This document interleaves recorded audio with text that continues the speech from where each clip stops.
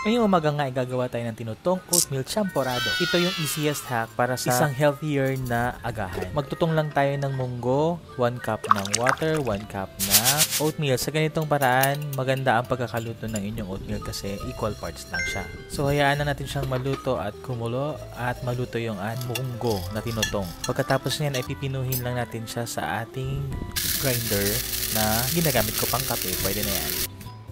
Nakalimutan ko palang videoan paglagay ko ng 1 cup ng milk at 3 pirasong tableya at powdered munggo. So kung gusto nyo nga ng mabilisang agahan, ito na yung pinakamagandang gawin kasi healthy na, masarap pa. So wala pa tong 10 minutes nung ginawa ko, kaya mabilis lang talaga itong recipe natin na ito. Mas preferred ko palang gamitin yung whole na oatmeal kasi mas mataas yung kanyang fiber.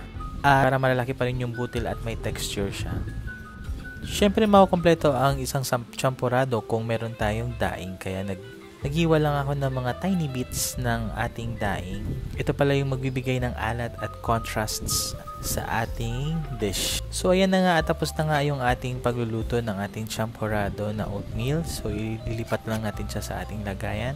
At syempre sasarapayan ko, dadagdagan natin ng konting fresh milk at ilalagay natin yung daing sa ibabaw.